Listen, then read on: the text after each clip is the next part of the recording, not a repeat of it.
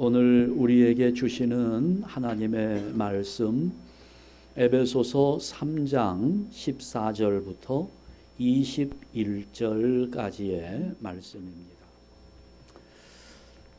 요즘에 사회적으로 문제가 되는 이슈들이 여러 가지가 있지만 그 중에서도 정말 심각한 것이 마약 문제입니다. 특히 요즘에는 그 값싸게 구입할 수 있는 펜타닐이라고 하는 그 마약, 원래는 진통제로 개발된 약을 사람들이 오용하고 남용하면서 그것 때문에 목숨을 잃는 사람들이 굉장히 많아지고 있습니다. 한 번은 그 마약 중독돼 있는 분과 인터뷰하는 내용을 본 적이 있습니다. 흑인 여자분이었습니다. 상당히 체격도 좋으신 분인데 물었어요. 왜 그렇게 마약을 하시는가? 그 마약을 끊고 싶은 생각은 없는가? 끊을 수 없는가? 하고 질문을 했습니다. 그분이 눈물을 흘리면서 이야기합니다. 끊고 싶습니다. 그런데 끊을 수 없습니다. 누군가 나를 강제적으로 마약을 못하도록 해주면 좋겠습니다 하면서 울면서 이야기해요. 안 하고 싶은데 하게 된다는 거죠. 자기를 자기가 통제하지 못하는 것입니다. 그러니 그 사람에게는 자기 마음의 주인이 자기가 아닌 겁니다. 우리는 어떻습니까? 내 마음대로 할 수 있나요? 내 마음인데 내 마음대로 안 되는 것이 내 마음입니다. 그러면서도 우리는 내 마음이라고 그렇게 이야기해요. 하나 통제도 못하고 다스리지 못하고 가꾸어 가지 못하는데 그런데도 내 마음이라고 말합니다. 잠언 16장 32절 말씀에 보면 우리에게 정말 귀한 말씀을 주시지요. 노하기를 더디하는 자는 용사보다 낫고, 다 같이 자기 마음을 다스리는 자는 성을 빼앗는 자보다 나으니라. 영웅들보다 뭔가 세계를 정복하고 다른 사람들 점령하고 그래서 통치하는 자리에 있는 사람들보다 자기 마음 하나 다스릴 줄 아는 사람이 훌륭하다는 겁니다. 내 마음을 다스릴 수 있는 사람. 저는 우리가 그랬으면 좋겠어요. 근데 저도 잘 안 되더라고요. 내 마음 나도 몰라요. 내 마음 나도 어떻게 할 수가 없습니다. 그래서 그런지 예수 안 믿는 세상의 가수들도 그렇게 노래하더라고요. 내 마음 나도 모른다고. 내가 나를 모르는데 네가 나를 알겠느냐 뭐 하면서 우리의 마음을 알 수 없으니 내가 다스리질 못하니 참 안타까운 마음들, 그걸 노래하고 있습니다. 근데 여러분, 우리 정원이나 농사 짓는 분들 밭이나 이런 거 보세요. 잡초는 심지 않았는데도 얼마나 잘 나는지 모릅니다. 잡초는 이게 가꾸지도 않는데 이게 또 얼마나 잘 자라는지 몰라요. 심지 않아도 나고 가꾸지 않아도 잘 자라고. 그런데 우리가 정말 원하는 좋은 것들은 어때요? 좋은 종자를 갖다가 심어도 이게 잘 나지 않아요. 나도 정성을 들여서 가꾸는데 이거 가꾸어 나가는 게 보통 어려운 일이 아닙니다. 그러니 어느 틈에 잡초와 곡식이 그냥 함께 무성해지게 되는데 그러다가 결국은 잡초만 남게 되지요. 우리 마음이 그렇습니다. 이걸 제대로 가꾸지 못하면 어느 틈에 우리 마음의 정원에는 잡초만 남게 되어 있습니다. 어렸을 때부터 그러잖아요. 여러분, 못된 생각, 뭐 사람들 욕하는 거, 이거는 부모님이 자식에게 심어주지도 않았는데 아이들 마음에서 저절로 자라납니다. 아주 못된 것들은 그냥 막 자라나요. 무성하게 자라납니다.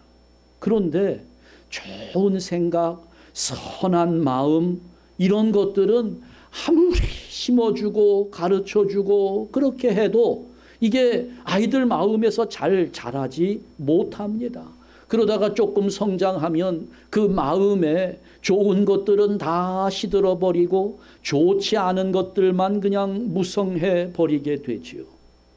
우리가 내 마음을 잘 다스리지 못하면 내 마음의 정원에는 온갖 잡스러운 것들로만 가득 채워지게 되는 겁니다. 잘 가꾸어야 돼요. 내 마음을 잘 다스려야 합니다. 내 마음 속에 채워져야 할 것이 있어요. 내 마음에서 자라나야 할 것들이 있습니다. 그런데 채워져야 할 것들은 점점 시들어버리고 채워지지 말아야 할 것들로만 내 마음의 정원 속에 가득 채워지게 된다면 큰 문제가 되는 거지요. 오늘 우리가 그 부분을 함께 나누려고 합니다. 오늘 본문 말씀 사도 바울이 에베소 교회 교인들에게 편지하면서 나는 너희 교인들을 위하여 이렇게 기도하고 있다. 자기가 교인들을 위해서 기도하는 내용을 밝히고 있습니다. 이 기도 속에 교인들을 향한 목회자의 마음이 아주 잘 드러나 있습니다. 우선 14절과 15절 보세요. 소개합니다. 이러므로 내가 하늘과 땅에 있는 각 족속에게 이름을 주신 아버지 앞에 무릎을 꿇고 비노니 목회자로서 교인들을 위하여 기도하고 있다. 이렇게 기도하고 있다는 겁니다.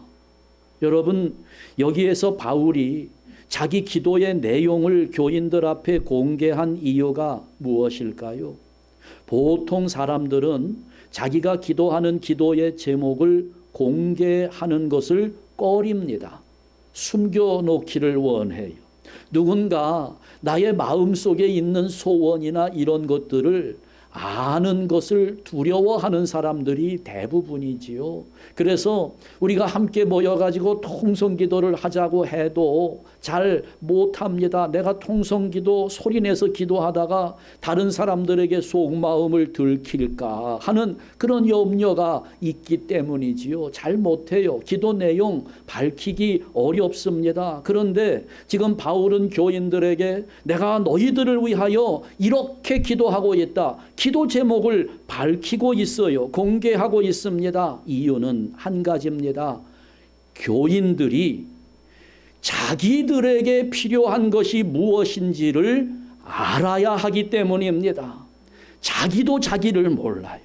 내가 무엇을 원하는지조차 바르게 알지 못하는 경우가 많기 때문에 목회자 입장에서 교인들에게 정말 필요한 것이 무엇인지 알게 하려고 나는 이렇게 기도하고 있다고 자기 기도의 제목을 공개하고 있는 겁니다. 여러분, 우리 교회도 이래야 돼요. 성도들이 담임 목사의 기도 제목을 알아야 그래야 그 교회는 방향을 제대로 잡을 수 있습니다. 일치된 방향으로 하나님 나라를 향해 갈 수 있는 것입니다.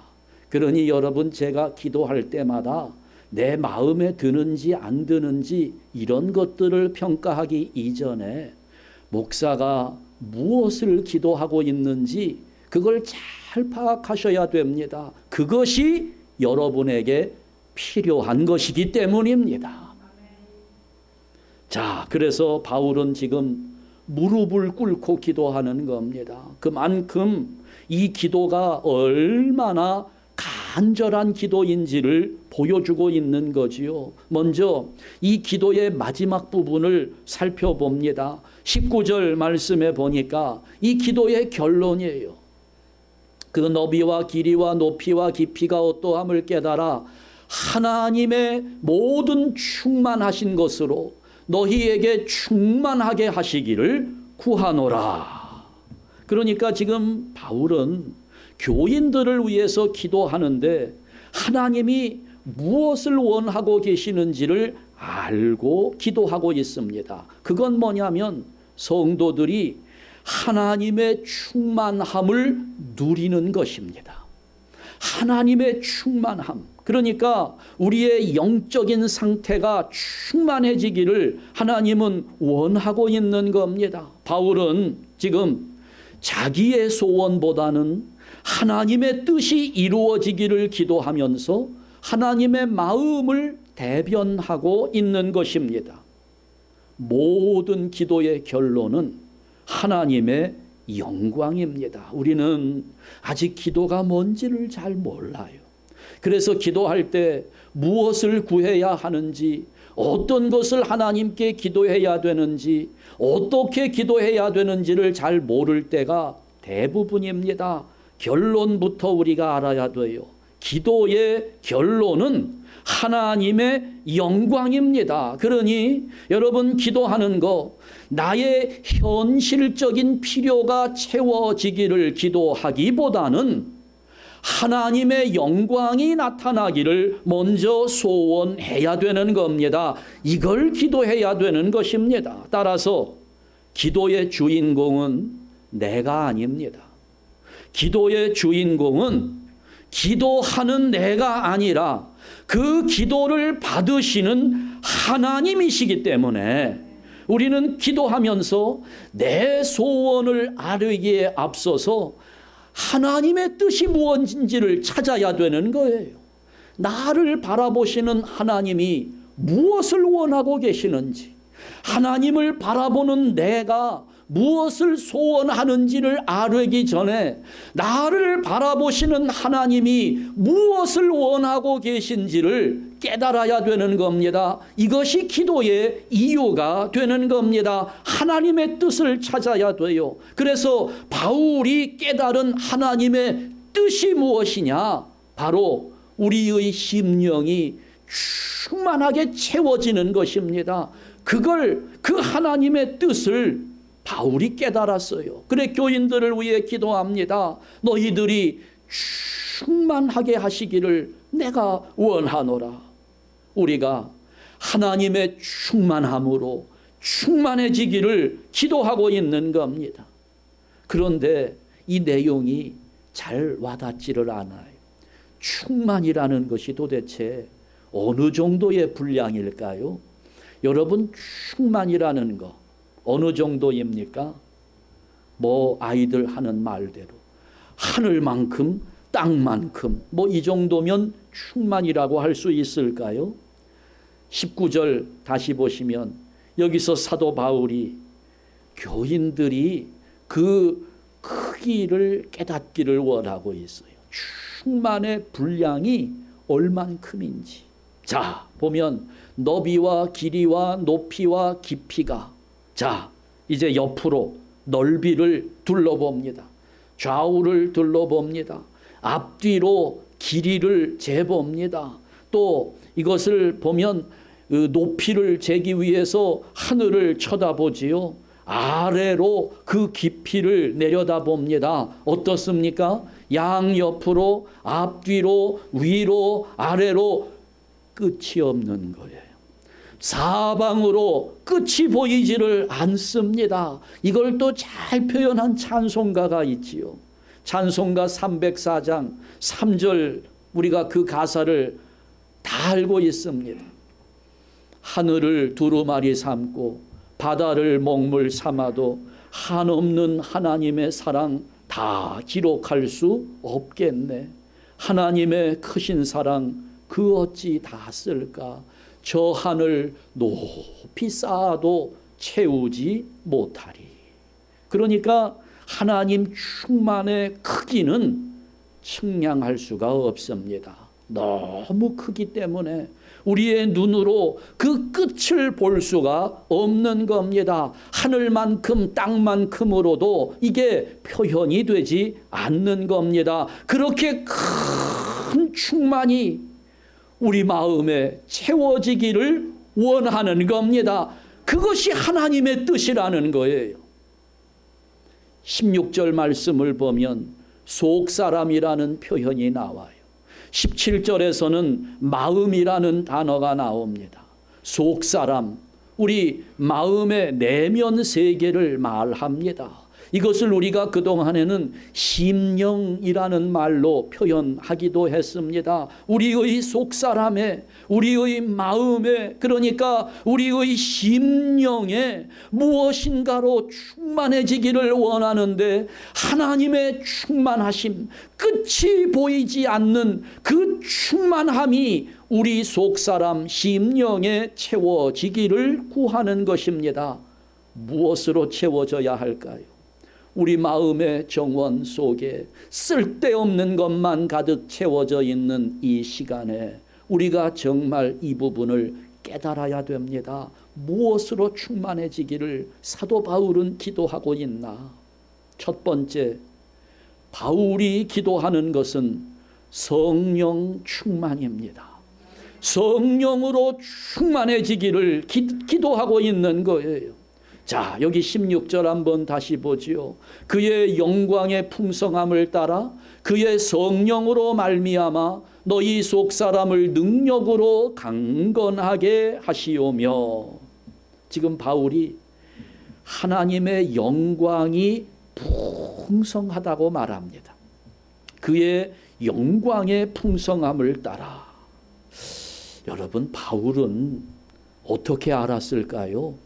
하나님의 영광이 풍성하다는 것을 어떻게 알았을까요? 여러분은 압니까? 우리는 그저 상상할 뿐이지요. 추측할 뿐입니다. 바울은 봤습니다. 그 풍성한 하나님의 영광을 봤어요.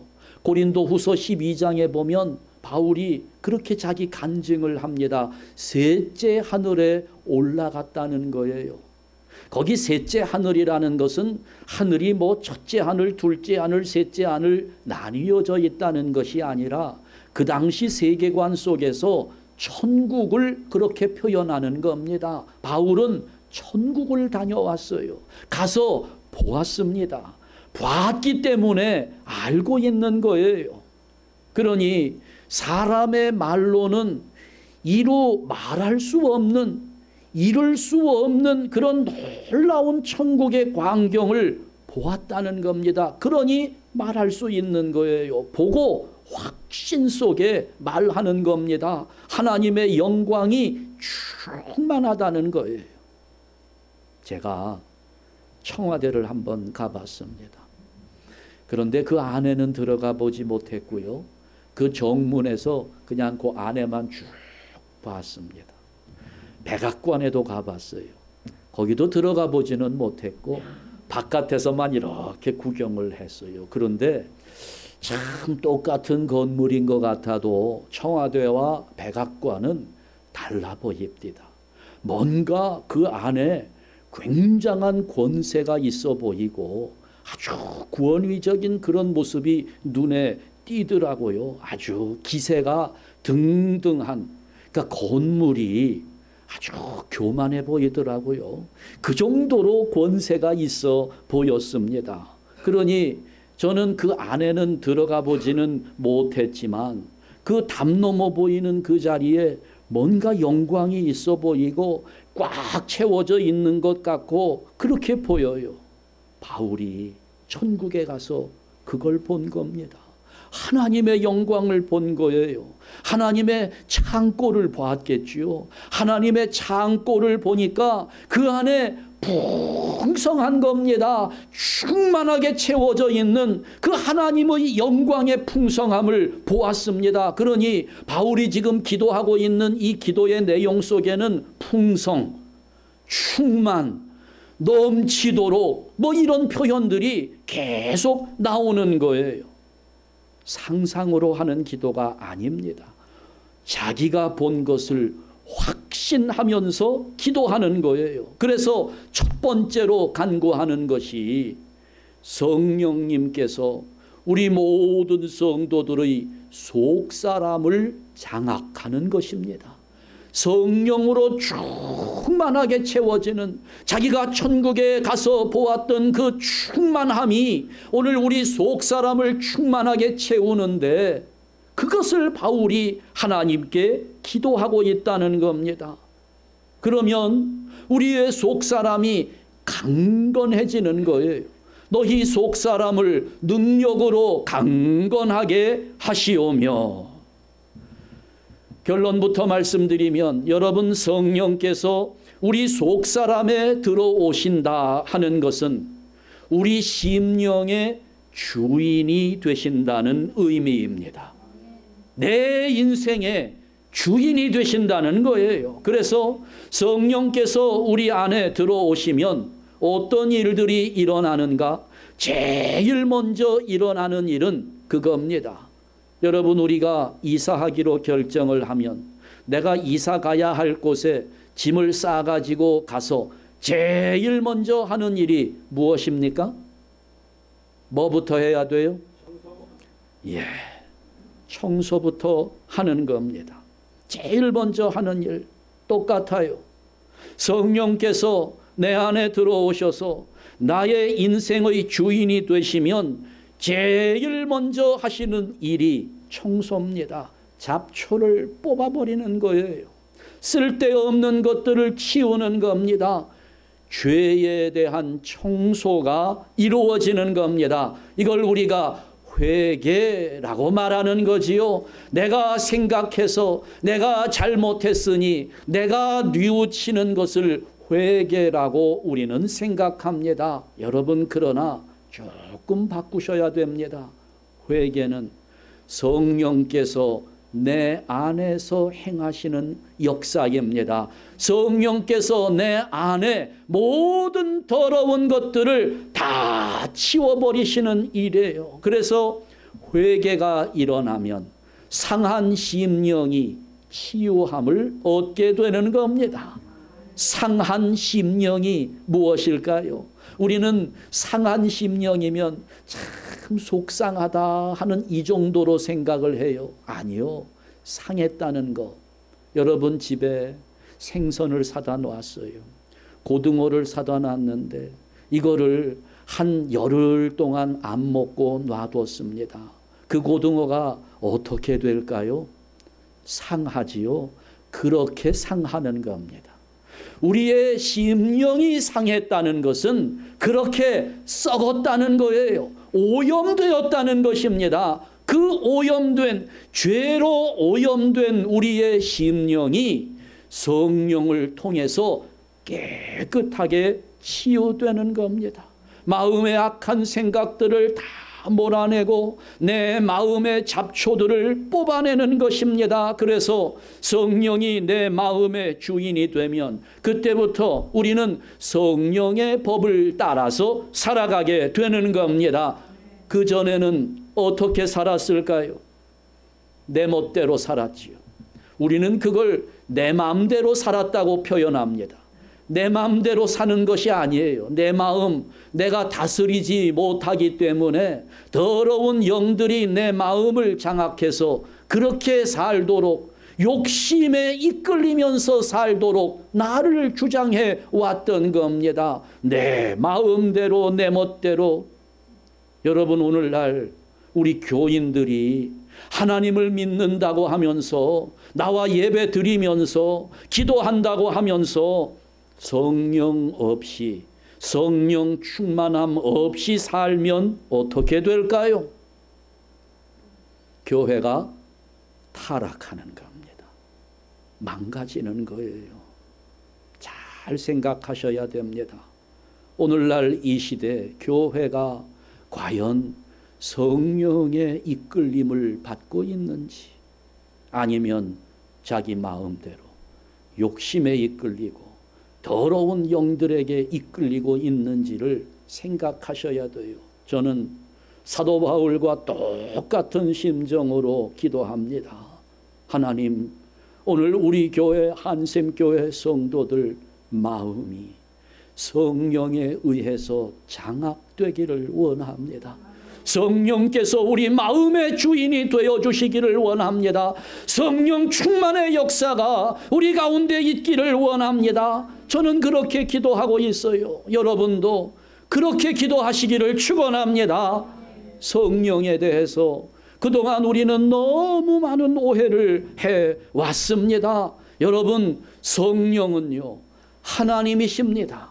성부 하나님, 성자 하나님, 성령 하나님, 삼위일체 하나님이십니다. 인격적인 존재예요. 내가 상대할 수 있는 분입니다. 나와 대화할 수 있는 분이고, 나를 설득하셔서 나의 인생길을 인도해 가시는 인격을 가지신 대상적인 존재라는 것입니다. 그런데 그동안 우리가 어떻게 오해해 왔습니까? 성령은 능력이다. 성령은 기운이다. 성령은 에너지다. 여러분, 맞기는 해요. 여러분, 성령은 능력을 나타내시는 분입니다. 성령님은 우리에게 에너지를 주시는 분이에요. 그러나 능력이, 에너지가 성령님은 아니라는 겁니다. 우리는 본질과 현상을 자주 혼동합니다. 이걸 분별할 수 있어야 돼요. 현상과 본질을 분별해야 됩니다. 많은 분들이 성령 충만하면 벌써 신비 현상들을 생각을 하죠. 무슨 예언, 방언, 투시, 진동, 병고침, 축사, 귀신 쫓는 거, 뭐 이런 것들을 연상을 해요. 여러분, 그러나 맞아요. 그런 것들 성령 충만하면 이런 일들이 일어납니다. 방언도 할 수 있고 예언도 일어나고요. 귀신도 쫓겨나고 병자들도 치유될 수 있습니다. 그러나 그 현상이 성령은 아니라는 거예요. 그것은 성령의 역사에서 나타나는 현상일 뿐이라는 겁니다. 많은 사람들이 여기서 혼동하면서 믿음의 왜곡이 일어나는 겁니다. 더더군다나 요즘은 사기꾼들이 얼마나 많은지, 가짜들이 판을 치고 있어요. 얼마나 많은지 몰라요. 여러분, 절대 속아 넘어가지 맙시다. 성령을 언급하면서 사기치고 있는 그런 사람들, 사기꾼들, 우리가 이단이라고 말하고 사입이라고 이야기하지요. 요즘에 아주 멋진 이름입니다. 신사도 운동이라고 이렇게 하면서 사람들을 얼마나 현혹시키는지 몰라요. 역사가 일어난다는 거지요. 자기들이 모여 있는 곳에는 성령의 역사가 있기 때문에 아주 놀라운 기적들이 일어난다는 거예요. 그래, 앞에 있는 예배 인도자가 한번 샥 하면 이 손이 지나간 그 반경에 있는 사람들이 다 뒤로 그냥 파도가 밀려가듯이 넘어지는 일들이 일어납니다. 그런 데서는 머리를 털면 머리에서 금비듬이 떨어져요. 비듬이 떨어지는데 그게 금비듬이라는 거지요. 이가 좋지 않으신 분들, 그 현장에 가서 기도하다가 그 이, 상한 이, 내가 이빨 해는 거 있잖아요. 크라운 씌워놓은 거, 그게 금으로 바뀐대요. 그래서 보여달라고 그랬더니 그걸 누군가에게 보여주는 순간 원상태로 복구되기 때문에 절대 보여줄 수 없답니다. 어떤 기자가 너무 궁금하잖아요. 아니, 그 믿음이 떨어지니까 너무 궁금해서 몰래 가서 그거 집어다가 성분을 분석했어요. 그랬더니 반짝이 종이를 싹 조그맣게 오려가지고, 그게 다 사기꾼들이지요. 그런 사기꾼들이 얼마나 많아요. 오해하지 마십시오. 방언, 최근에 많이 유행하는 방언이 일명 랄랄라 방언이잖아요. 랄랄랄랄랄라 계속 하는 겁니다. 어떤 분은 발음을 조금 바꿉니다. 롤롤로도 나오고요, 렐렐레도 나오고 여러 가지 발음이 있습니다. 제가 100% 다 부정하지는 않습니다. 그런데 문제는 가짜가 나오기 너무 쉽잖아요. 그렇지요? 오늘 여기 계신 분들 가운데 랄랄랄라 못하시는 분 한 분도 없을 겁니다. 그런데 여러분들은 왜 그걸 안 합니까? 우리는 못하는 게 아니지요. 안 하는 거지요. 왜요? 내 이성이 용납하지를 않아요. 가짜일 확률이 대단히 높잖아요. 진짜일 수도 있겠지요. 전면 부정하지는 않습니다. 진짜일 수도 있을 거예요. 그런데 얼마든지 흉내내는 것이 가능하단 말이지요. 그러나 내 이성이 그런 유치한 일 용납하지 않기 때문에 우리는 안 할 뿐입니다. 그래서 예전에는요, 랄랄라 하시는 분들이 그게 자기들 혼자 있을 때 했어요, 주로. 그런데 요즘은 워낙 교회가 힘이 약해져서 그런지 그렇게 하시는 분들이 오히려 더 위세가 있습니다. 그걸 또 방언의 능력이라고 유튜브에 올려서 그냥 또 사람들 보게 만들고, 여러분, 그런데 우리가 현혹되지 맙시다. 휙 해서 넘어져요. 왜 넘어뜨립니까? 성령의 역사가 일어나면 왜 넘어집니까? 귀신이 넘어뜨린다는 거예요. 아니, 그러면 이렇게 하신 분이 귀신입니까? 누가 귀신인가요? 잘 보세요. 성경에 보면 귀신 들린 자들이 넘어졌지요. 예수님은 어떻게 하십니까? 세워주시는 거예요. 넘어뜨리는 것은 악령의 역사예요. 세워주시는 것이 성령의 역사입니다.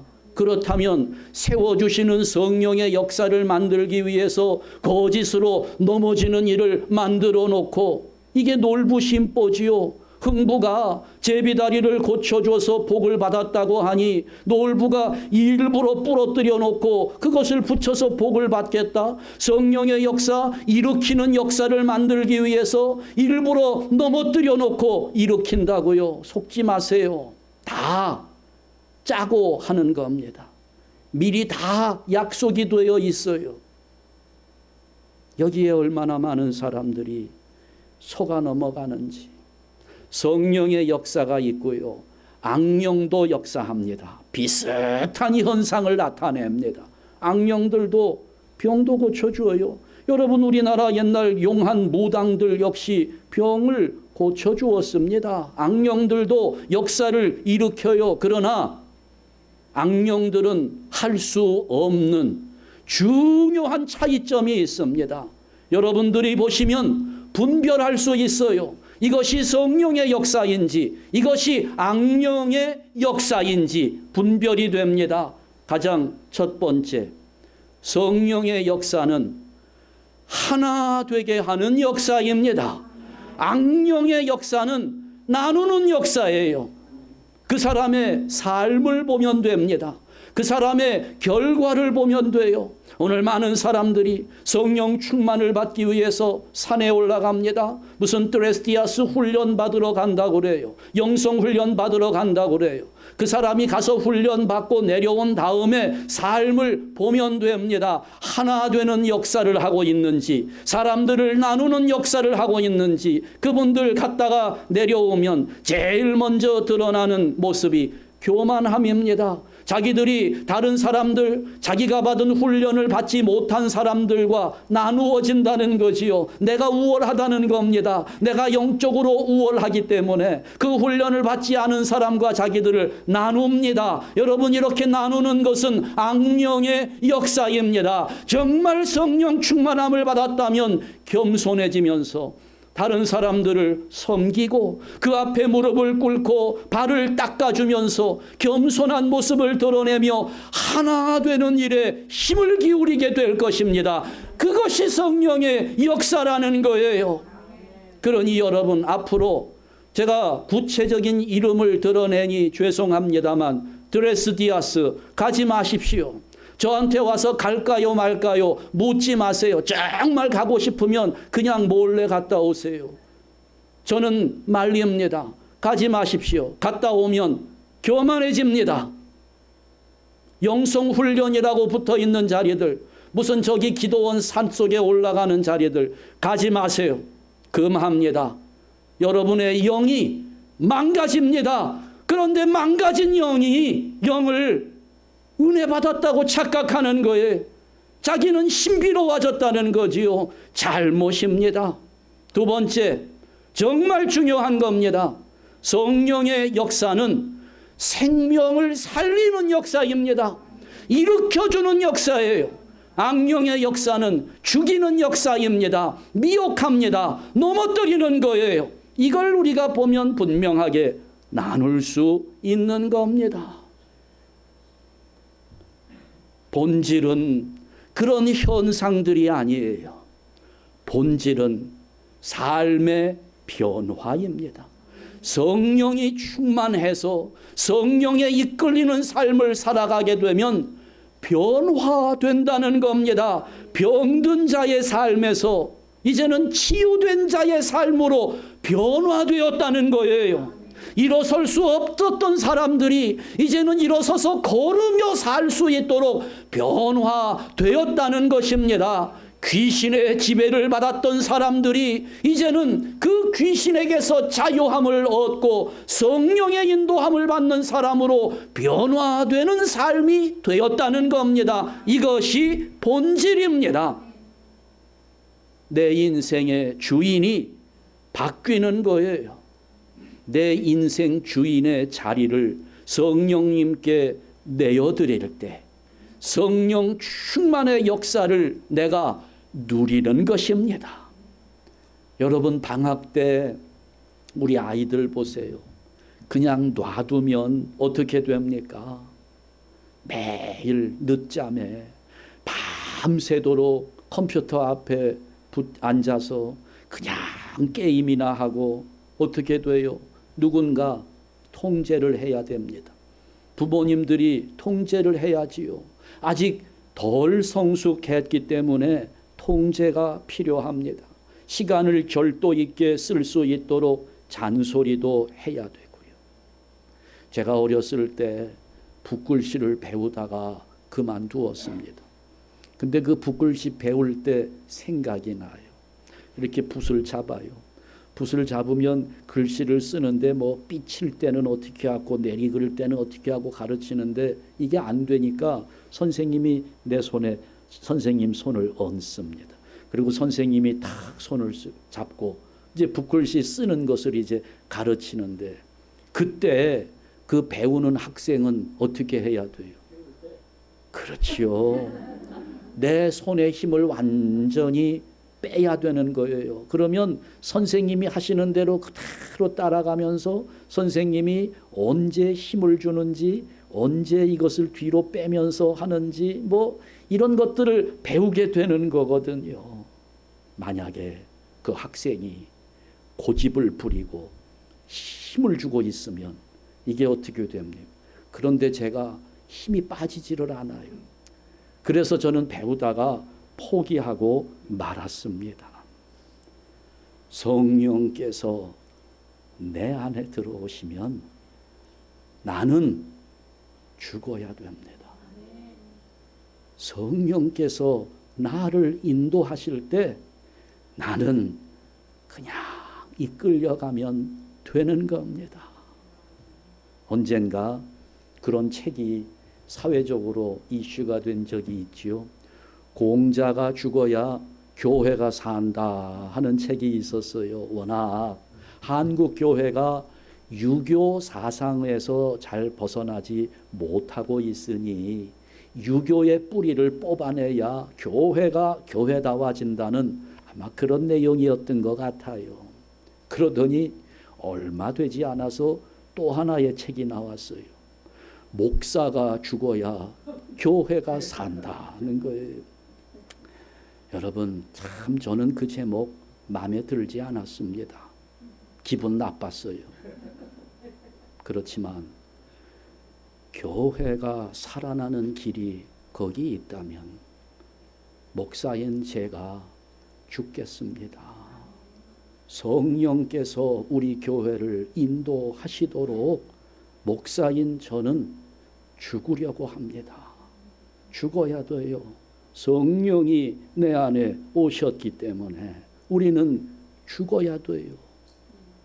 그래서 여러분, 성령 충만한 삶에는 우리의 의지가 필요합니다. 물론 구원과 관련된 모든 것은 다 성령님께서 주도적으로 역사하시는 부분입니다.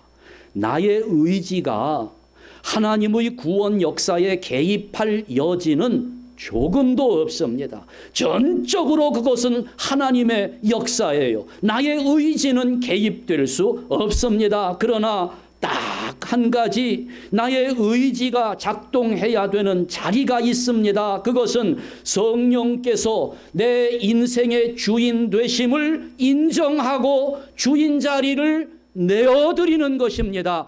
거기에 나의 의지가 작동해야 되는 것입니다. 그것이 성령 충만입니다. 오해하지 마세요. 여러분, 성령 충만을 자동차에 가스 채우는 것처럼 그렇게 생각하시는 분들이 계시더라고요.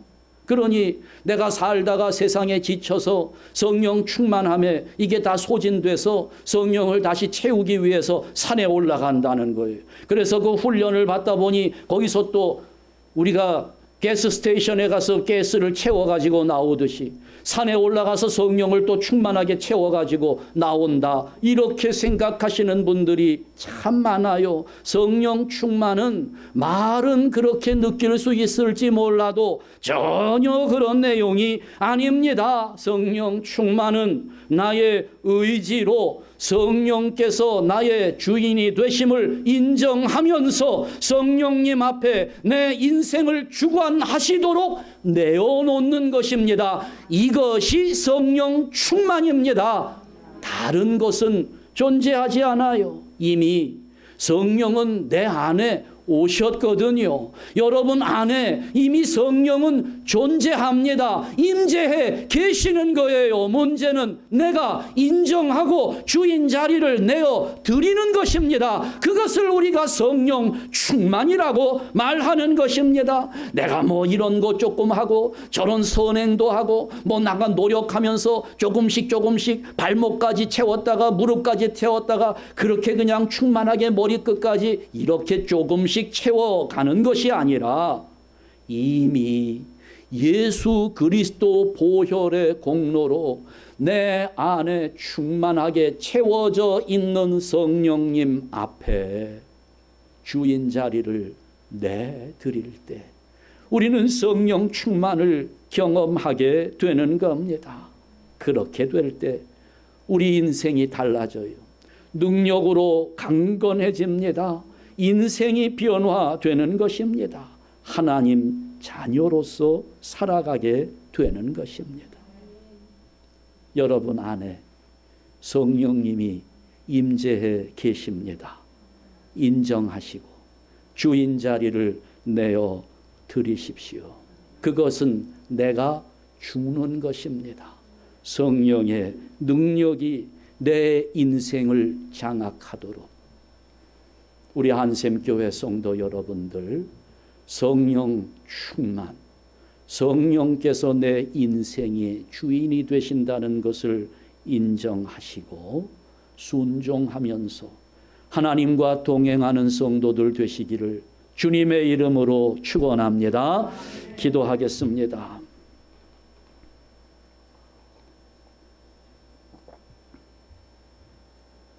하나님 아버지 감사합니다. 부족한 우리가 아무 공로가 없는데 예수님께서 피를 흘리셨고 우리의 모든 죄를 대속하셨습니다. 이후로 우리 속사람이 성령님의 임재하심 가운데 놓였지만 그동안 우리가 깨닫지 못해서 혹은 알면서도 내 욕심을 이기지 못하여 성령 충만의 삶을 살지 못했나이다. 아버지 하나님, 이 시간에 우리의 의지가 성령님 앞에 머리 숙이기 원합니다. 내 인생의 주인 되심을 인정하고 인생의 주권을 내어드리고 성령님 인도하시는 대로 따르면서 하나님과 동행하는 삶을 살도록 인도하여 주시옵소서. 이런 성령 충만함의 모습이 우리 한샘교회 안에 가득하게 하여 주옵시고, 이런 성령 충만한 성도들이 함께 모여서 하나님의 영광을 드러내도록 우리 한샘교회의 은혜가 넘치게 하옵소서. 예수 그리스도의 이름으로 기도하옵나이다. 아멘.